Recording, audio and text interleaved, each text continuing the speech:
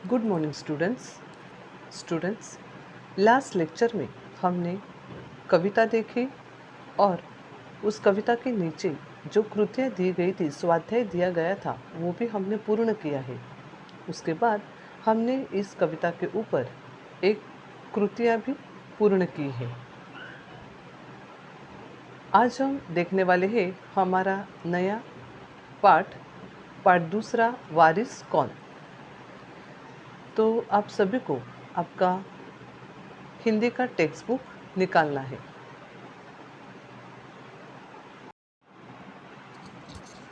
तो हमारे पाठ का नाम है वारिस कौन। इस पाठ के लेखिका है विभा रानी जी।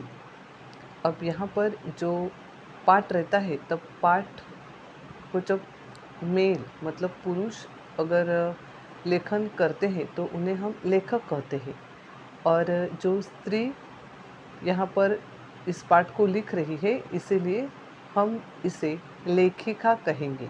तो लेखिका विभा रानी जी। अब यहाँ पर वारिस कौन, वारिस का अर्थ मतलब उत्तराधिकारी, मतलब हकदार, नॉमिनी। तो जिसे हम अपना पूरा अधिकार देते हैं, या हम लोग अपनी जायदाद, अपनी प्रॉपर्टी जो है, जो जिसके नाम करते हैं, तो उसे हम अपना वारिस कहते हैं। हम भी अपने पेरेंट्स के वारिस है ना। ओके। अब हम इस विभा रानी जी का परिचय पढ़ेंगे। इनका जन्म 1959 मधुबनी, बिहार में हुआ। बहुआयामी प्रतिभा की धनी विभा रानी हिंदी व मैथिली की राष्ट्रीय स्तर की लेखिका है। आपने कहानी, गीत, अनुवाद, लोक साहित्य एवं नाट्य लेखन में प्रखरता से अपनी कलम चलाई है। अब यहाँ पर यह जो विभा रानी जी है, इन्होंने खाली पाठ या लेखन ही नहीं लिखे या कहानी ही नहीं लिखी, तो इन्होंने गीत, अनुवाद, लोक साहित्य, नाट्य मतलब नाटक का भी लेखन इन्होंने किया है। अब समकालीन फिल्म, महिला व बाल विषयों पर लोकगीत और लोक साहित्य के क्षेत्र में निरंतर काम कर रही है। और यह जो विभा रानी जी है, यह लोकगीत और लोक साहित्य जो है, इन पर अभी तक काम कर रही है। इनकी प्रमुख कृतियाँ है, मतलब इन्होंने जो पुस्तकें लिखी है, उनके नाम है चल खुसरो, घर अपने, मिथिला की लोक कथाएं, गोनू झा के किस्से, यह कहानी संग्रह से लिया है। अगले जन्म मोहि बिटिया न कीजो, यह नाटक है। समरथ, CAN, द्विभाषी हिंदी अंग्रेजी का अनुवाद किया गया है। बिल टेलर की डायरी आदि लेखन इन्होंने किया है। गद्य संबंधी। अब इस पाठ में इस लेखिका ने हमें क्या बताने की कोशिश की है। प्रस्तुत संवादात्मक कहानी के माध्यम से विभा रानी जी का कहना है कि हमें उत्तम फल प्राप्त करने के लिए समय और साधनों का सदुपयोग करना चाहिए। तो यहाँ पर विभा रानी जी हमें इस पाठ में यह बताना चाहती है कि अगर हमें उत्तम फल मतलब कुछ अच्छा फल चाहिए, मतलब हमें अगर अच्छी सफलता चाहिए, तो हमें समय और साधनों का, मतलब समय मतलब वक्त, टाइम, और साधनों मतलब हमारे पास जो साधनें रहती है, जो वस्तुएं रहती है, उसका अच्छा उपयोग मतलब सदुपयोग करना चाहिए। जो ऐसा करता है वही जीवन में सफल होता है। तो जो समय का और अपने पास जो चीज़ें हैं उसका सदुपयोग करता है, मतलब अच्छा उपयोग करता है, उसे ही सफलता प्राप्त होती है। यह विभा रानी जी इस पाठ में हमें बताना चाहती है। तो बच्चों, अभी हम हमारे पाठ को शुरुआत करते हैं। एक राजा था, उसके 4 बेटियां थीं।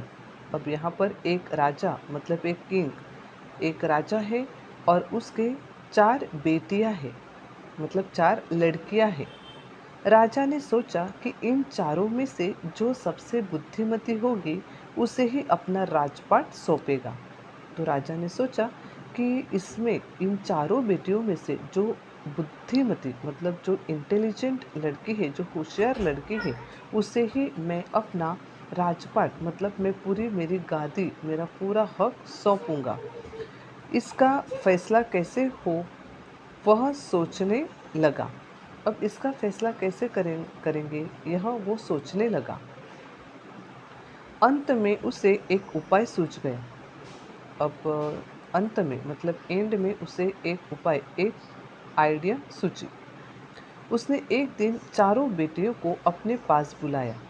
अब एक दिन उसने अपनी चारों लड़कियों को बुलाया।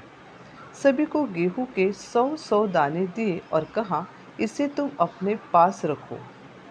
और चारों लड़कियों को बुलाकर उसने गेहूं, जो वीट रहता है जिसको हम पीस कर उसका उसके आटे का हम चपाती बनाते हैं, वो गेहूं, तो यह गेहूं के दाने 100-100 दाने दिए और कहा, इसे तुम अपने पास रखो। 5 साल बाद मैं जब इन्हें मांगूंगा तब तुम सब मुझे वापस कर देना। अब यहाँ जो मैं आपको गेहूं के दाने दे रहा हूँ, 100 मतलब 100 जो मैं गेहूं के वीट के जो आपको दाने दे रहा हूँ, वो आपको मुझे 5 साल बाद जब मैं मांगूंगा तब मुझे वापस देना है। गेहूं के दाने लेकर चारों बहनें अपने अपने कमरे में लौट आई। तो यहाँ जो पिताजी ने, उनके पिताजी ने जो उन चारों को, चारों लड़कियों को जो गेहूं के दाने दिए थे, वो लेकर वो चारों बहनें अपने अपने रूम में चली गई। बड़ी बहन ने उन दानों को खिड़की के बाहर फेंक दिया। अब जो सबसे बड़ी बहन मतलब राजा की जो सबसे बड़ी लड़की थी, उसने उस दानों को क्या किया, खिड़की के बाहर फेंक दिया। उसने सोचा, आज से 5 साल बाद पिताजी को गेहूं के इन दानों की याद रहेगी क्या। उसने यह सोचकर यह दाने खिड़की के बाहर फेंक दिए कि क्या 5 साल बाद जब अपने पिताजी यह गेहूं के दाने मांगेंगे तब क्या उन्हें याद रहेगा। और जो याद भी रहा तो क्या हुआ, भंडार से लेकर दे दूंगी। और वो बड़ी लड़की ने सोचा कि अगर पिताजी ने उन्हें वापस मांगा तो मैं क्या करूँगी, भंडार में से, भंडार मतलब स्टोर रूम, जिसमें हम अपने अनाज को, या हमारा जो भंडार घर रहता है जो जिसमें हम अपना अनाज को रखते हैं, तो यह स्टोर रूम में से मैं वह दाने पिताजी को दे दूंगी। दूसरी बहन ने दानों को चांदी की एक डिब्बी में डालकर उसे मखमल के थैले में बंद करके सुरक्षा से अपने संदूकचे में डाल दिया। अब जो दूसरी बहन थी उसने क्या किया, उसके पास एक चांदी की डिब्बी थी और उसमें डालकर उसे मखमल के थैले में, मखमल मतलब एक सॉफ्ट बैग थी, उसमें बंद करके सुरक्षा से अपने संदूकचे, संदूकचे मतलब छोटी पेटी, एक छोटा सा बॉक्स, इसमें उसने उस दाने को रख दिया। सोचा 5 साल बाद जब पिताजी ये दाने मांगेंगे तब उन्हें वापस कर दूंगी। और उस दूसरी बहन ने यह दाने ऐसे अच्छे संदूकचे में, एक छोटे से पेटी में, एक मखमल के थैली में, सॉफ्ट या सुंदर थैली में उसे बांधकर एक संदूकचे में मतलब छोटी पेटी एक बॉक्स में रख दिया। ऐसे सोचकर रखा कि जब 5 साल बाद पिताजी मेरे पास यह गेहूं के दाने मांगेंगे तब मैं उन्हें वह दाने दे दूंगी।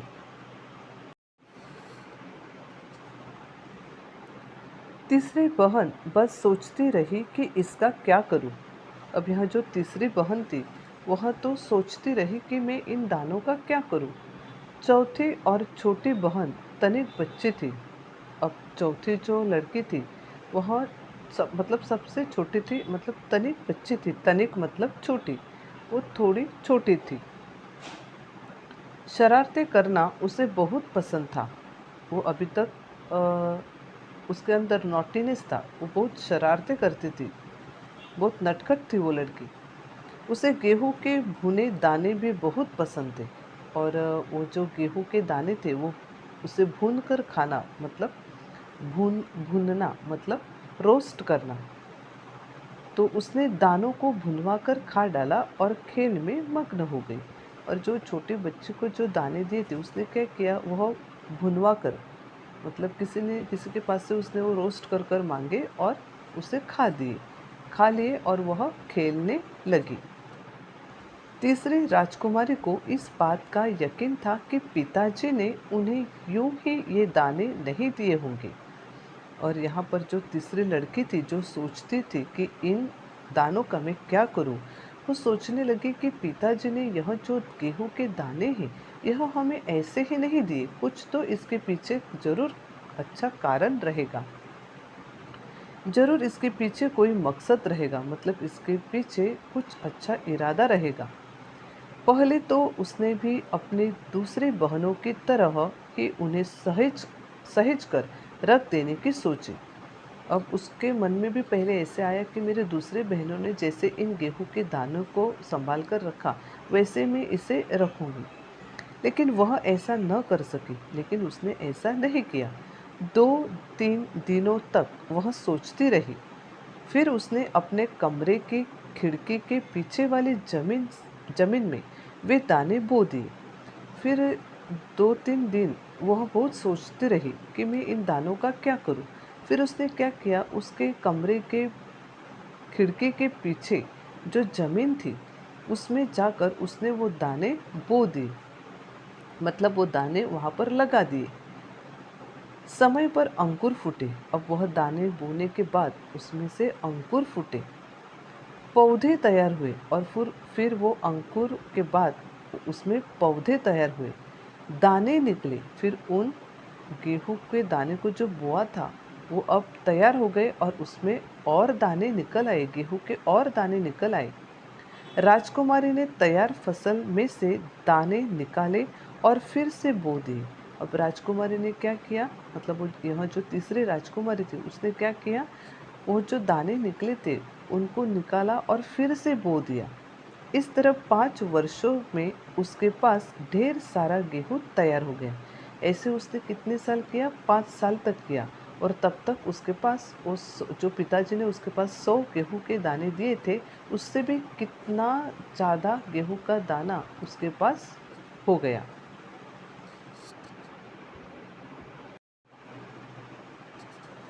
5 साल बाद राजा ने फिर चारों बहनों को बुलाया और कहा, आज से 5 साल पहले मैंने तुम चारों को गेहूं के 100-100 दाने दिए थे और कहा था कि 5 साल बाद मुझे वापस करना।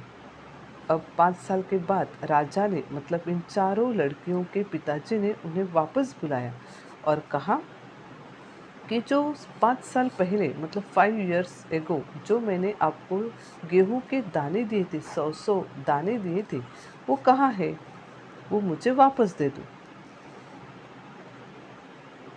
कहाँ है वे दाने, तो अब आपको वो दाने को मुझे वापस करना है। बड़ी राजकुमारी भंडार घर जाकर गेहूं के दाने ले आई और राजा को दे दी। अब जो सबसे बड़ी राजकुमारी थी उसने क्या किया, वह दाने भंडार घर में रखे थे, मतलब स्टोर रूम में रखे थे, गोदाम में रखे थे, वहाँ से वो लेकर आई और राजा को दे दी। तो सचमुच का उसने भंडार घर में रखे थे नहीं, उसने तो फेंक दिए थे। लेकिन उसने क्या सोचा था, जब पिताजी उसके पास मांगने वाले थे तब वो भंडार घर से लेकर देने वाली थी, तो वैसे ही उसने किया। राजा ने पूछा, क्या ये वही दाने हैं जो मैंने तुम्हें दिए थे? अब देखो, राजा ने जल्दी पहचान लिया। उसने क्या कहा कि क्या यह जो दाने तूने मुझे दिए हैं, क्या वो वही दाने हैं जो मैंने तुम्हें दिए थे?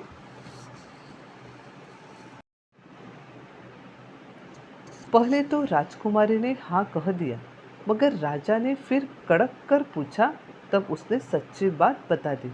तो जब बड़ी राजकुमारी को, जब पिताजी ने, मतलब राजा ने यह पूछा कि क्या वह यही वही दाने हैं जो मैंने तुम्हें दिए थे, तब राजकुमारी ने कहा कि हाँ वही दाने थे।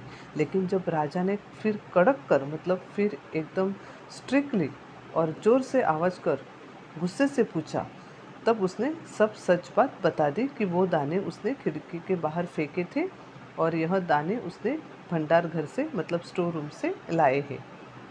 राजा ने दूसरी राजकुमारी से पूछा, तुम्हारे दाने कहाँ हैं? अब राजा ने दूसरी लड़की से पूछा कि क्या तुम्हारे दाने कहाँ पर है? दूसरी राजकुमारी ने अपने संदूकची में से मखमल के खोल वाली डिब्बी उठा लाई जिसमें उसने गेहूं के दाने सहेज कर रखे थे। और दूसरी राजकुमारी ने दाने संदूकचे में, मतलब एक डिब्बी में, मखमल के कपड़े में, थैली में रखे थे। और वो डिब्बी वो उठाकर लेकर आई और पिताजी को दे दी। राजा ने उसे खोलकर देखा, दाने सड़ गए थे। अब देखो, यह दाने उसने इस तरह से छुपा कर रखे थे, मतलब संभाल कर रखे थे, वो वैसे ही बंद रह गए। बंद रहने के कारण वह सड़ गए, मतलब खराब हो चुके थे, उसका कुछ भी यूज नहीं था। तीसरी राजकुमारी से पूछा, तुमने क्या किया उन दानों का? अब राजा ने तीसरे राजकुमारी से पूछा कि तुमने इन दानों का क्या किया? तीसरे ने कहा, मैं इसका उत्तर आपको अभी नहीं दूंगी, क्योंकि जवाब पाने के लिए आपको यहाँ से दूर जाना पड़ेगा और मैं वहाँ आपको कल ले चलूँगी।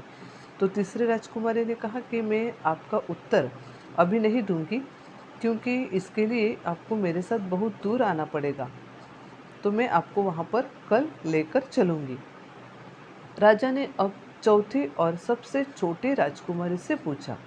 अब जो सबसे तनिक छोटी, मतलब थोड़ी छोटी लड़की जो थी, मतलब सबसे चौथी छोटी लड़की थी, उससे राजा ने पूछा कि उसने उसे बेपरवाही से जवाब दिया।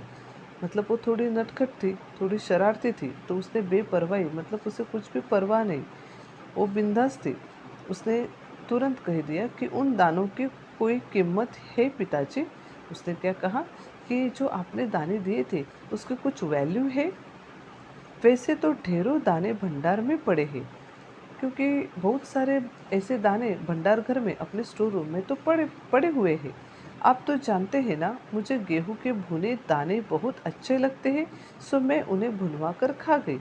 और पिताजी, आप तो जानते हैं, आपको मालूम है कि यह गेहूं के दाने जो है वो भुनवा कर, मतलब उसे रोस्ट कर कर खाना, यह मुझे बहुत अच्छा लगता है। तो मैंने क्या किया, उसे भुनवा कर मैं उसे खा गई। आप भी पिताजी किन किन चक्करों में पड़ जाते हैं? तो उसने पिताजी से कहा कि क्या पिताजी, इन दानों को लेकर आप बैठे हैं, किन चक्करों में आप पड़ जाते हैं?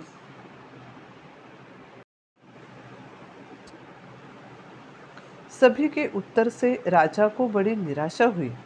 अब जो वो राजा की जो चारों लड़कियां थी, उन्होंने जो उत्तर दिए थे, उनके उत्तरों से, उनके आंसर से, उनके जवाबों से यह राजा बहुत दुखी हो गया। चारों में से अब उसे केवल तीसरी बेटी से ही थोड़ी उम्मीद थी। अब इन चारों लड़कियों से में से जो तीसरी लड़की थी, उससे उस राजा को कुछ उम्मीद थी। दूसरे दिन तीसरी राजकुमारी राजा के पास आई। उसने कहा, चलिए पिताजी, आपको मैं दिखाऊं कि गेहूं के वे दाने कहाँ हैं। और दूसरे दिन वह जो तीसरी लड़की थी, राजा की तीसरी लड़की थी, उसने कहा, पिताजी मेरे साथ चलिए, मैं आपको बताती हूँ कि जो आपने दाने दिए थे, 100 गेहूं के जो दाने दिए थे, वो मैंने कहाँ रखे हैं। राजा रथ पर सवार हो गया।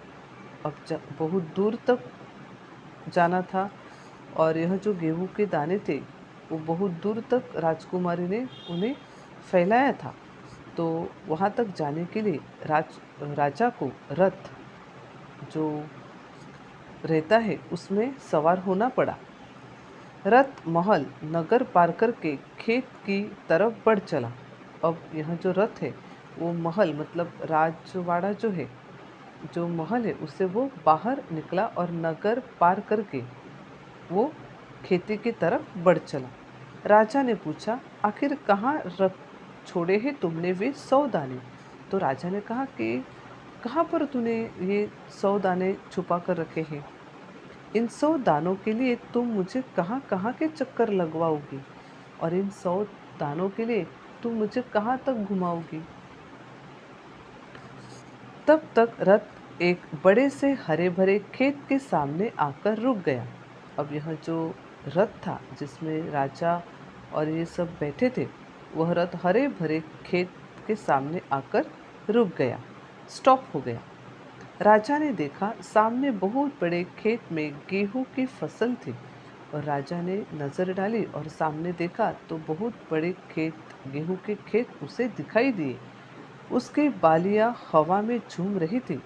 मतलब वह जो खेत में जो गेहूं उगे थे वह हवा के साथ झूम रहे थे, जैसे राजा को कोई खुशी भरा गीत सुना रही हो।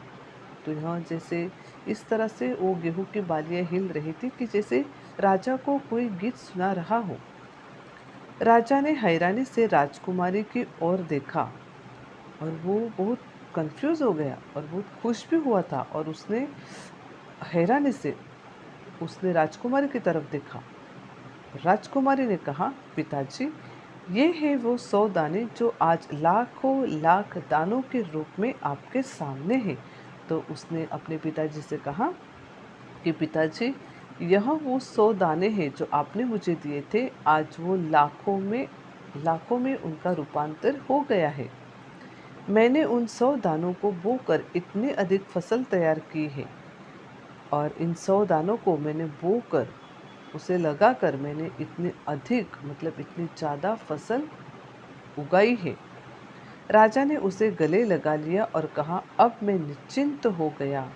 अब राजा ने उसे गले लगाया, प्यार से उसे पास लिया और कहा कि अब मैं निश्चिंत हो गया, मतलब अब अभी राजा को कुछ भी चिंता नहीं है, क्योंकि राजा को टेंशन था कि अब मैं बूढ़ा हो चुका हूँ, अब मेरे बाद यह राजपाट, यह पूरा महल, यह पूरा नगर कौन संभालेगा।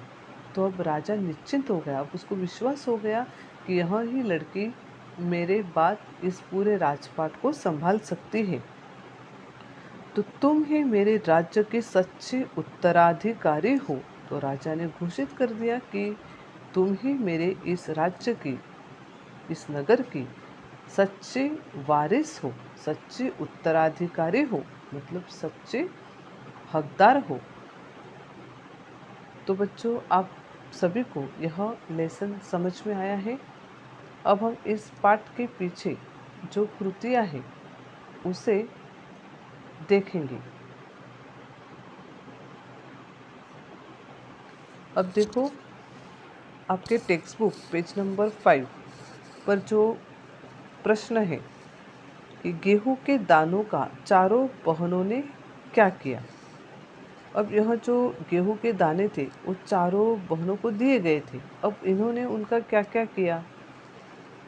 अब इन प्रश्नों के उत्तर मैं आपको ओरली बताती हूँ, आपको पेंसिल से आपके टेक्स्ट बुक में लिखने हैं। तो पहली लड़की ने उन दानों को फेंक दिया। दूसरी लड़की ने क्या किया, चांदी के डिब्बे में उसे रख दिया। तीसरी लड़की ने क्या किया, उन दानों को जमीन में बो दिया।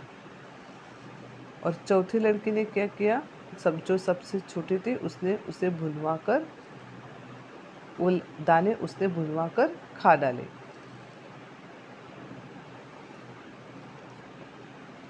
अब देखो यहाँ पर दिया है, उचित घटनाक्रम लगाकर वाक्य फिर से लिखिए। अब यह जो प्रश्न है इसमें जो वाक्य दिए हैं वो वाक्य कैसे है, घटनाक्रम में हमें लगाना है। घटनाक्रम मतलब ऑर्डर वाइज हमें इन्हें लगाना है, मतलब ये उल्टे सुलटे, मतलब आगे पीछे यह वाक्य दिए हैं तो हमें अच्छे से मतलब ऑर्डर वाइज इसे हम घटनाक्रम हिंदी में कहते हैं। तो घटना वाइज हमें इन वाक्यों को लगाना है। तो पहले मैं इन वाक्यों को पढ़ती हूँ। सभी के उत्तर से राजा को बड़ी निराशा हुई। रथ एक बड़े से हरे भरे खेत के सामने रुक गया। राजा ने हैरानी से राजकुमारी की ओर देखा। अंत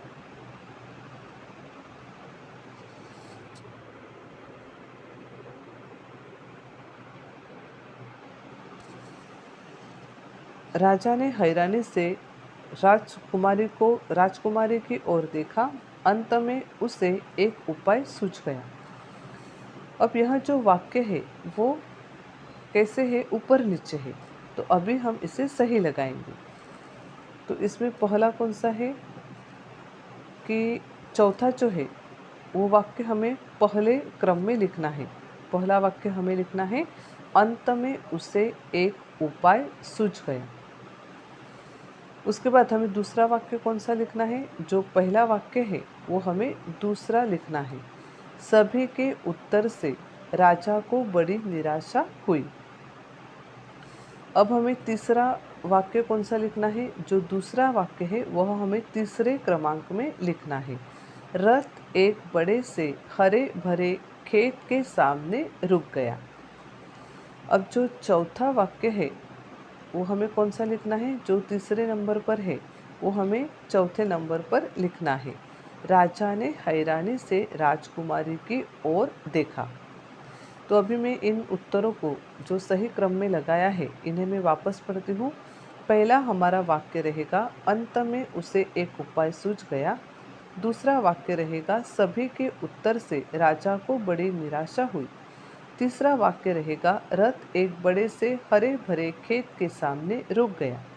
चौथा वाक्य रहेगा, राजा ने हैरानी से राजकुमारी की ओर देखा।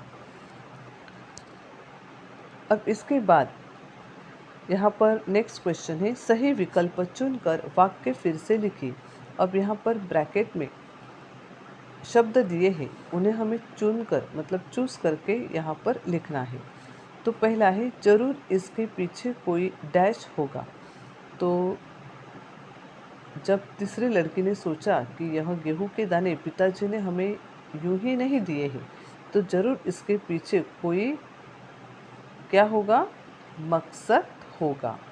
तो हमारा उत्तर रहेगा मकसद।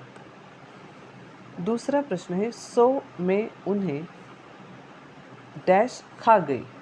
तो जब राजा ने चौथी लड़की को पूछा था कि आपने इन दानों का क्या किया, तब उसने राजा को उत्तर दिया था कि 100 में उन्हें भुनवा कर खा गई। तो आपका उत्तर रहेगा भुनवा कर। तीसरा प्रश्न है, तुम ही मेरे राज्य की सच्ची डैश हो।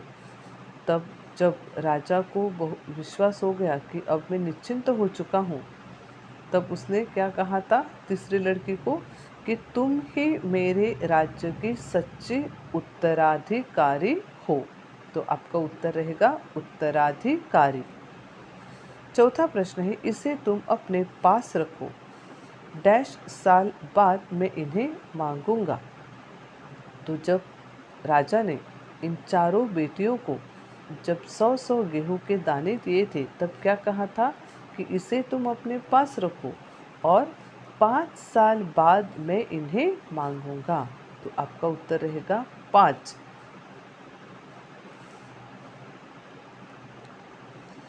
अब यहाँ पर जो चौथा प्रश्न है, परिणाम लिखो। तो मैं आपको प्रश्न पढ़कर देती हूँ। आपको यह होमवर्क के लिए करना है और यह होमवर्क आपको रफ बुक में करना है। तो देखो, पहला प्रश्न है, गेहूं के दानों को बोने का परिणाम। तो जब तीसरी लड़की ने इन गेहूं के दानों को जमीन में बोआ, मतलब जमीन में उसे लगाया, तब क्या हुआ? यह आपको इस पाठ को एक बार पढ़ना है और इसका उत्तर आपको लिखना है। दूसरा है, सभी के उत्तर सुनकर राजा पर हुआ परिणाम। और जब राजा ने अपनी चारों लड़कियों को बुलाया था और कहा था कि वो मैंने जो आपको 100 दाने जो 5 साल पहले दिए थे वो मुझे वापस दे दो, तब यहाँ जो लड़कियों ने उनके राजा के जो बेटियों ने उन्हें जो उत्तर दिया था, यह सुनकर राजा के ऊपर क्या परिणाम हुआ था, तो यह भी आपको आपके रफ बुक में इसका उत्तर लिखना है। तीसरा है कि दूसरी राजकुमारी का संदूकची में दाने रखने का परिणाम। तो जब राजा ने दूसरी लड़की को कहा कि मैंने जो आपको दाने दिए थे 5 साल पहले वो मुझे दे दो, तब वह राजकुमारी ने दूसरी राजकुमारी ने जो संदूकची में जो चांदी के डिब्बे में जो वो सोने के गेहूं के दाने रखे थे वह निकाले। तब वह दाने कैसे थे, क्या हुआ था उन दानों का, तो यह आपको उत्तर में लिखना है। चौथा प्रश्न है, पहली राजकुमारी को कड़क कर पूछने का परिणाम। और जो पहली राजकुमारी थे उसने गेहूं के दाने कहाँ पर फेंके थे? खिड़की के बाहर। और फिर जब राजा ने उससे पूछा कि वो दाने मुझे दे दो, 5 साल पहले जो मैंने आपको दाने दिए थे, गेहूं के दाने दिए थे, वो मुझे वापस करो, तब पहली राजकुमारी ने वो क्या किया था, दाने को भंडार घर से लाकर उसने राजा को, अपने पिताजी को दिए थे। तब राजा को शक हुआ था कि वो दाने सचमुच मैंने दिए हुए थे। तब उसने क्या कहा कि हाँ, मैंने दिए थे। तब राजा को गुस्सा आया था और उसने कड़क कर उससे पूछा था। तब उसने क्या उत्तर दिया था, तब उसका क्या परिणाम हुआ, राजा ने जब कड़क कर उससे पूछा। तो यह परिणाम आपको यहाँ पर लिखना है। तो यह चारों प्रश्नों को मैंने आपको अच्छी तरह से एक्सप्लेन किया है। तो यह जो चौथा प्रश्न है, परिणाम लिखो, इन्हें आपको क्या करना है, रफ बुक में होमवर्क के लिए लिखना है।